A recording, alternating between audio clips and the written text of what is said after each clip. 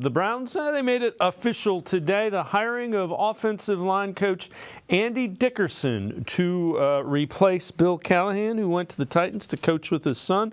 Also, Roy Istvan is named as the assistant offensive line coach. He came over from the Eagles. Kevin Stefanski in a release by the Browns on the new offensive line coach, Andy Dickerson. Andy loves teaching and will bring a passion and energy that will greatly benefit our linemen, understands the high standard that room must have in order for the offense to be successful. So Dickerson has some history with the Seattle Seahawks. He was their offensive line coach. Also was on the staff as the run game coordinator for the Rams under Sean McVay. Let's welcome in Quincy Carrier, Untitled Unfiltered Browns coverage. So Quincy, it's official, and Dickerson's interesting. He's a younger guy, has some different influences that could serve the Browns well and could help reshape the offense a little bit. Yeah, and definitely with the run game, right? I think that's where his expertise and his experience is most interesting, is what he's done with the run game out there in Seattle. He was a run game coordinator.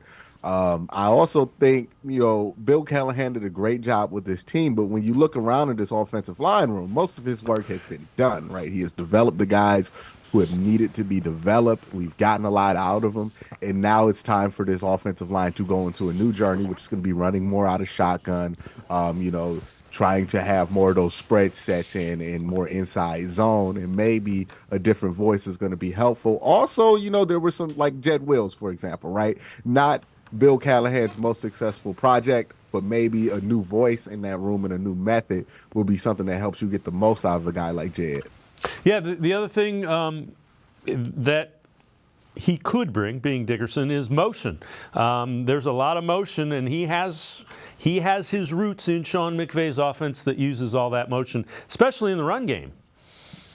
Yeah, and you look at what the Browns had issues with stopping on the defensive end, right? It was all that motion.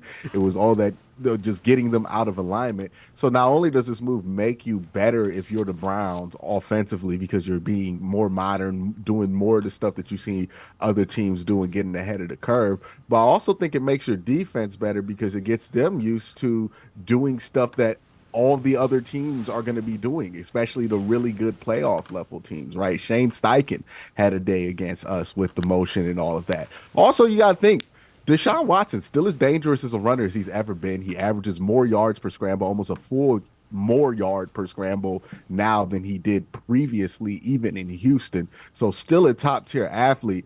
And when we talk about the running game, we're not just talking about how to use Nick Chubb and some of these pin pulls, some of these inside zone runs, but we're also talking about how we can play Deshaun Watson off of that. And the one thing that the Browns haven't done well to this point is incorporating Deshaun Watson into that design run game in a way that really makes sense. And I think you're going to see stuff like with what the Chiefs were able to do when they really needed it. They could pull out an inside zone option with Pat Mahomes and get 40 yards out of it. I think you could do the same thing with Deshaun.